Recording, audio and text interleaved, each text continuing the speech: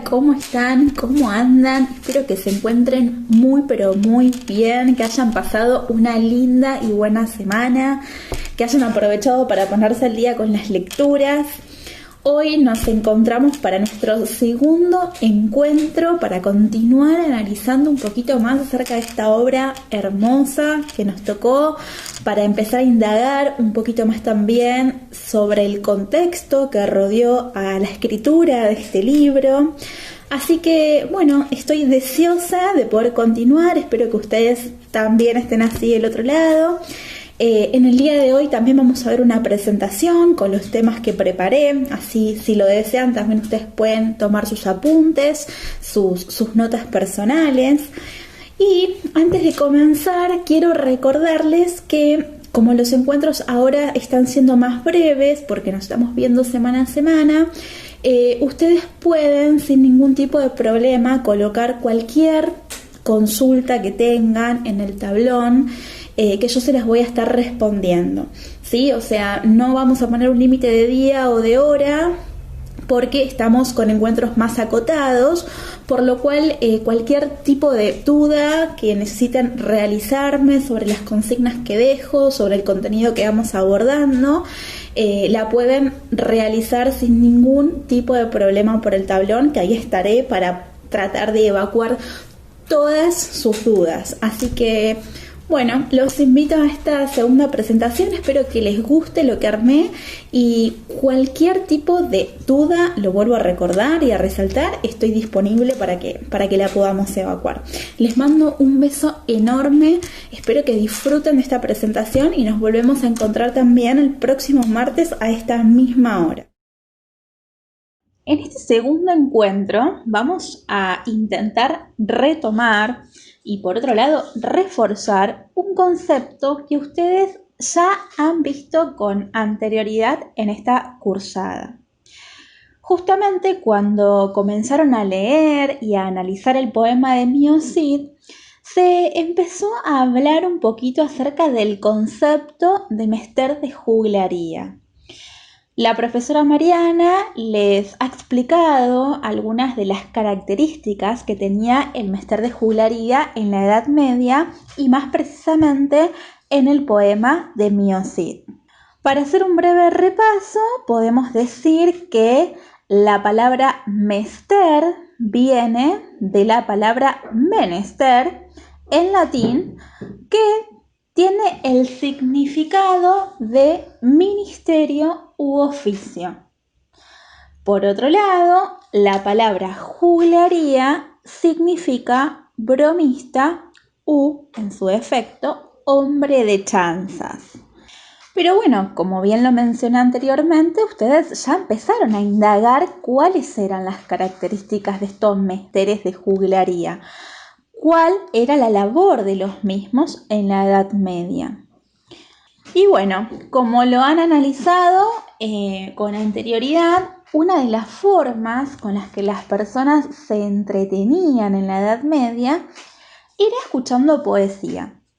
Y los juglares fueron los responsables de ir por los pueblos recitando historia o cantares de gesta, como el poema del Mio Cid, y otros poemas para poder divertir a los habitantes, para lo cual debían de valerse de algunas técnicas específicas o quizás, si era necesario, usar la improvisación.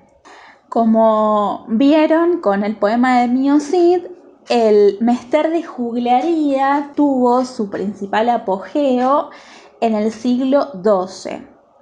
Y por lo general, además de la función de entretener, ¿no?, al público, también hacía cierta labor de información. ¿Por qué? Porque los cantares que ellos recitaban se basaban en hechos populares. Podemos decir que las características del mester de juglaría fueron suficientemente importantes como para que se considere una especie de escuela en sí misma. Por eso, en este breve repaso que estamos haciendo, es importante que ustedes puedan retener, reconocer y distinguir estas características que pertenecían a este oficio que tuvo este apogeo en la Edad Media. Y vamos a pasar a mencionar algunas que vendrían a ser como las más importantes, las características más subyacentes de este oficio. Como bien lo mencionábamos anteriormente, el juglar era la persona que interpretaba la obra, ¿no? Que recitaba la obra. Y para hacer esto se valía de su propio estilo, de su propia técnica y de una creatividad única que lo distinguía de otros, ¿no? O sea, valiéndose de estas cosas, ellos podían narrar estos poemas, estos cantares. Por otro lado, la temática es otra de las características más importantes del mester de juglaría. En la zona española, la temática más importante, por así decirlo, eran los cantares de gesta.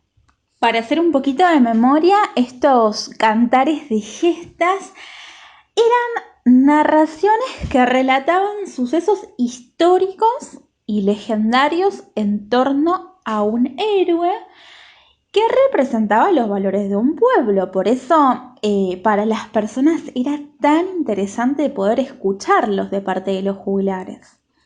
También estos juglares preferían recitar poemas amorosos que podían divertir y alegrar a todo el público en general. O sea que si bien la temática era muy variada, tenían estos juglares en esta España de este entonces una preferencia por determinados temas, entre ellos el cantar de gesta.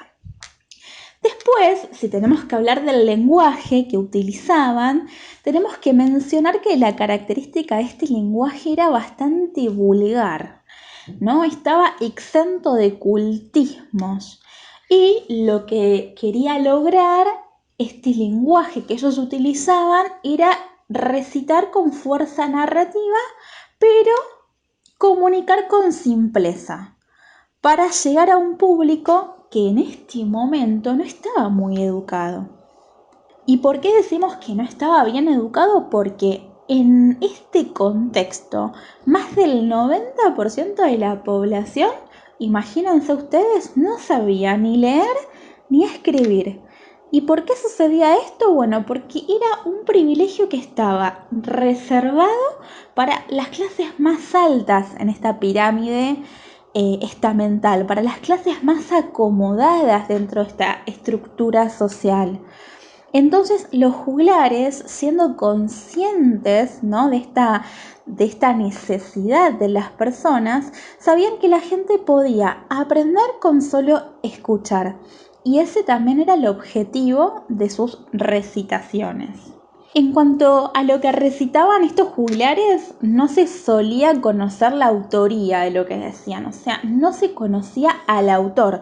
De hecho, ustedes lo pueden ver con el poema del mío Cid, donde tenemos a un autor anónimo. Si bien los críticos, ustedes han visto, han realizado algunas suposiciones de quién podría haber llegado a ser el autor del poema, no tenemos a un autor. El libro es anónimo, la fuente era anónima y tenía un carácter que era oral y popular. Bueno, esto es lo que pasa con el mester de juglaría. Estas fuentes anónimas que extraían los mesteres de juglaría eran modificadas por ellos a conveniencia para poder dirigirlas a un pueblo que, como bien ya lo dije anteriormente, era iletrado y ávido, deseoso de escuchar historias épicas. También cantaban y recitaban para el recreo o la satisfacción de nobles, reyes y público general, sin hacer distinción alguna. En cuanto al verso que utilizaban estos mesteres, era un verso irregular que oscilaba entre las 10 y las 16 sílabas con rima asonante. Y esto lo tenemos que tener en cuenta para después diferenciarlo. Más adelante lo vamos a entender. No eran compositores, se limitaban a copiar y a plagiar las canciones de los trovadores. Y ustedes se preguntarán quiénes eran los trovadores. Bueno, eran músicos y poetas que en la Edad Media componían sus obras y las interpretaban ellos mismos o las hacían interpretar por estos juglares. Según Menéndez Pidal, que es un filólogo y un historiador español, existían distintas especializaciones, ¿no?, en este oficio. Y bueno, cada una de estas especializaciones tenía un nombre. Por ejemplo, el remedador se dedicaba a imitar, era el juglar que imitaba. El cazurro ejercía artes plebeyas.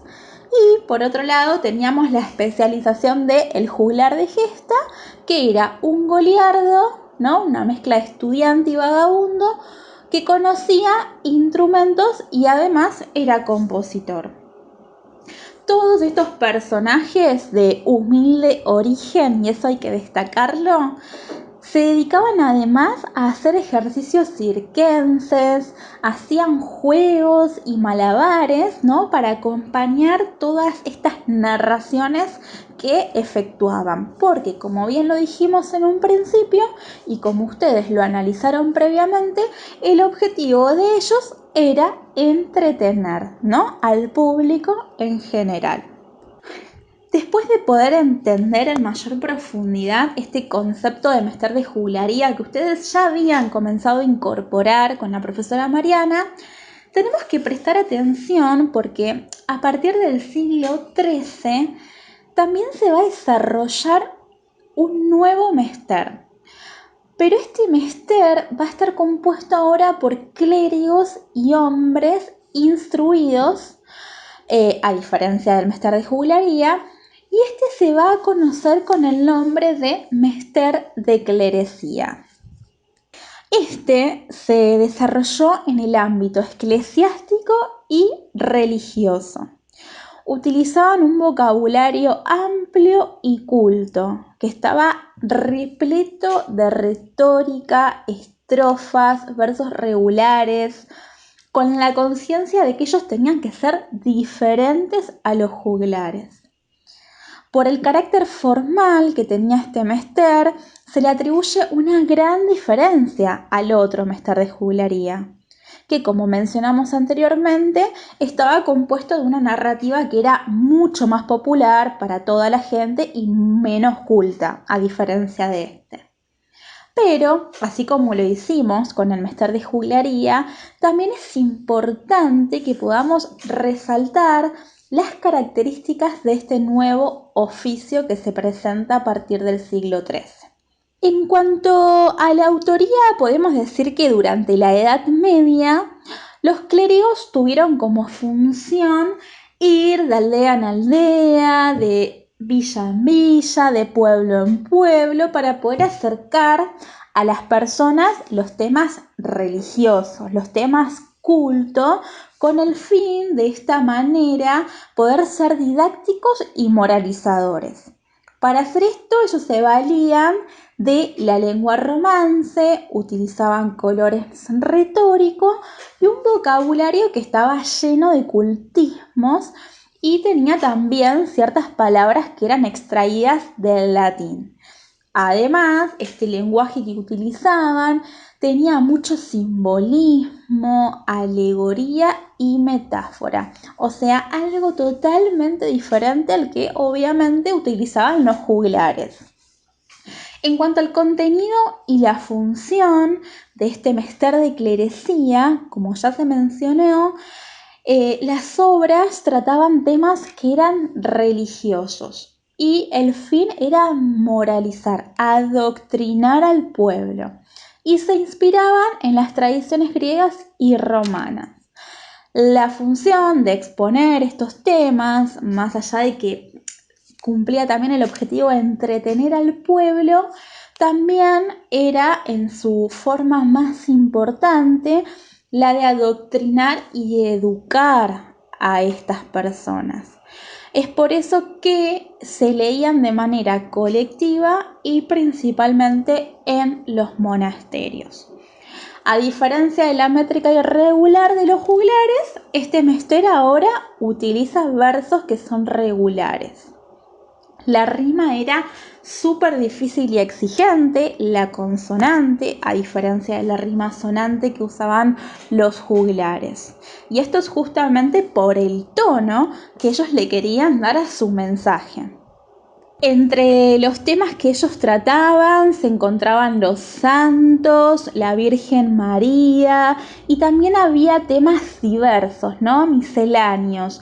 Y estos temas se daban porque en este siglo se desarrolló un tipo de lectura que comenzó a ser diferente porque se destacaba por su sarcasmo y por el humor al momento de enfrentar las desgracias que lógicamente la clase anterior consideramos que estaban viviendo en este momento y el placer de la vida frente a la religiosidad radical que venían arrastrando de los siglos anteriores. El hecho de que la burguesía ascendiera también llevó a la aparición de la sátira, en donde el dinero empieza definitivamente a reemplazar ciertos valores, ¿no?, caballerescos y religiosos que se dan en épocas anteriores. Y esto lo van a empezar a ver de una manera más profunda en la obra que le sigue a esta, ¿no?, en la Celestina. Ahí van a ver reflejado este asunto en profundidad. También podemos aclarar que a diferencia del juglar, que era popular y que se identificaba con eso justamente, el mester de clerecía lo vamos a ver en la individualidad, en el autor, en la obra en sí misma. Ahora vamos a encontrarnos no con una obra anónima, sino con una obra que va a tener un autor, ¿no?, que fue escrita por tal persona. Y utilizan mucho la individualidad. Y esto lo podemos ver reflejado en estas fotografías que yo aquí les puse, ¿no? La manera en que ellos escribían, cómo se refugiaban para poder hacerlo, teniendo en cuenta de que el mensaje que querían bajar al pueblo era un mensaje doctrinal, moralizante, culto. Sin embargo, después de entender o conocer la existencia de estos dos mesteres, puede surgir la posibilidad de que nos preguntemos ¿qué pasa con esto? ¿Un mester surge del otro? ¿Ambos mesteres coexisten? ¿Uno empezó y terminó en un determinado momento y el otro también? ¿Qué pasa, ¿no?, con estos oficios? Bueno, los críticos literarios demostraron tener dos posturas respecto a estas preguntas que yo acabo de plantear. En primer lugar, tenemos la postura de Amador de los Ríos y de Menéndez Pelayo, quienes argumentan que los dos mesteres conviven en el mismo momento sin confundirse uno del otro, ¿no? Pero después tenemos a Menéndez Pidal, que se contrapone a estos dos críticos y plantea que la poesía de los clérigos, es decir, que el mester de clerecía nace inmediatamente de la poesía de los juglares con una leve modificación. O sea, él lo que va a decir es, no, estos dos mesteres no conviven juntos, sino que uno deviene del otro. Así que acá tenemos, bueno, las dos posturas, pero tenemos que empezar a indagar. ¿Será esto así? ¿Uno deviene del otro?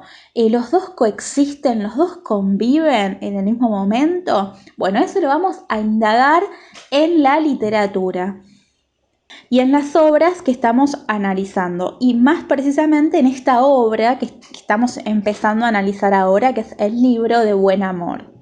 Pero es importante aclarar que aunque ambos mesteres proponen un arte y una técnica que son propia y que corresponden al momento social en que viven, se puede decir, lo repito, que la poesía juglaresca no puede tomarse como antítesis de la clerecía. Ambos mesteres, con sus formas y con sus particularidades, van a coexistir por los próximos 2 siglos. Y esto, como bien lo dije anteriormente, lo tenemos que empezar a comprobar en las obras literarias. Pero antes de concluir con este segundo encuentro, también les quiero contar que fue el clérigo Gonzalo de Berceo, este poeta medieval, quien se convirtió en el primer representante del mester de clerecía. Él, con su primera obra titulada Milagros de Nuestra Señora, se convirtió o inauguró en realidad la poesía erudita, contraria a toda esta poesía épica y popular que brindaban los juglares. Él tuvo más obras que fueron profundamente religiosas, ¿no? En donde trataba acerca de la vida de santos, obras doctrinales religiosas en general, y se inspiró en los monasterios en que estuvo. Él realizaba sus obras en estos lugares. También, en segundo lugar, se destaca a Juan Ruiz, justamente el escritor de la obra que nos está convocando en este momento, ¿no? Como el escritor castellano que, escribió el libro de Buen Amor. Como vimos en el primer encuentro, tenemos muy poca información acerca de Juan Ruiz. Los pocos datos autobiográficos que tenemos de él fueron extraídos del poema, ¿no? O sea, su nombre, lugar de nacimiento, la ciudad en la que realizó sus estudios. Y como de seguro lo han podido observar en la lectura, que me imagino que ya debe estar muy avanzada y de seguro concluida, el estilo que utiliza Juan Ruiz es pintoresco y vivaz y tiene la facilidad de emplear una abundancia de palabras.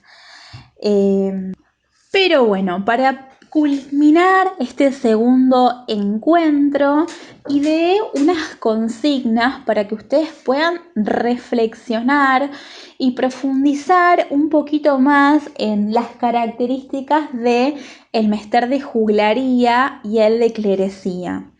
Por ejemplo, mi idea es que ustedes puedan pensar a qué mester pertenece el libro de Buen Amor. ¿Será que corresponde al mester de juglaría? ¿Será que corresponde al mester de clerecía? ¿Será que corresponde a ambos? Bueno, ¿por qué? O sea, lógicamente con su lectura ustedes van a tener que explicar y justificar, ¿no? ¿A qué pertenece? ¿A qué mester? ¿A qué oficio pertenece a los dos? Bueno, esa es mi idea, que ustedes puedan reflexionar con la lectura de esta hermosa obra a qué oficio corresponde este libro. Después, en el punto número 2, en la consigna número 2, les menciono que en una parte del libro de Buen Amor, Juan Ruiz expone diferentes fábulas sobre los pecados capitales, ¿no? Que se conocían en la Edad Media, que eran la codicia, la soberbia, la avaricia, la lujuria, envidia, gula, vanagloria y pereza. Mi idea es que ustedes puedan buscar información sobre cómo estos pecados, ¿no?, influían en la vida de las personas en este momento histórico. ¿Por qué eran pecados capitales? ¿Por qué se les daba ese nombre? Bueno, también pretendo que elaboren por escrito lo que significaba cada uno de estos pecados capitales. Y el punto que más me interesa, porque quiero que pongan en relación las obras que están leyendo, es de poder encontrar en el poema del Mío Cid personajes que hayan manifestado algunos de estos pecados. Piensen, ¿podemos encontrar en el poema del Mío Cid ¿Algún personaje de esa historia que haya manifestado el pecado de la codicia? ¿Qué piensan? Bueno, los invito a reflexionar y a buscar, obviamente, citas textuales en el poema y a relacionarlas con las fábulas del libro del buen amor. Si encontramos un personaje en el poema del mío Cid que manifieste el pecado de la codicia, bueno, lo identificamos con citas textuales y lo relacionamos con la fábula del libro de buen amor que habla acerca de este pecado capital. Lo estoy poniendo como ejemplo. La idea de este punto y de esta actividad es que ustedes puedan hacer intertextualidad, que puedan relacionar una obra con la otra, ¿sí? Porque obviamente estamos hablando de un contexto histórico en donde en la sociedad se manifestaban este tipo de cosas. Bueno, ¿cómo lo vemos reflejado en la literatura? Y les quiero recordar que tanto estas consignas como las consignas que dejé la clase anterior en el primer encuentro, es importante que ustedes las vayan volcando, porque de seguro, bueno, se las vamos a pedir para ver la evolución de las mismas, para ver cómo las resolvieron. Así que, por favor, vayan haciéndolo, vayan volcándolo en sus carpetas o en algún archivo de Word, porque es muy importante realmente que puedan hacer estas consignas, que las puedan pensar, que las puedan reflexionar, porque de esta manera van a poder hacer o lograr hacer este proceso de sistematización de los conocimientos que venimos aprendiendo e incorporando. Así que bueno, con esto concluimos este segundo encuentro. Espero que todos y todas se encuentren muy bien. Y bueno, los invito a que nos podamos encontrar la próxima semana para empezar a abordar un tema muy interesante de esta obra, que es la característica que tiene a nivel estructural, también el contenido que la obra manifiesta y su intención didáctica o moralizante. Les mando un beso enorme, espero que se encuentren bien y bueno, nos encontramos la próxima semana a la misma hora. Espero que estén bien, un beso.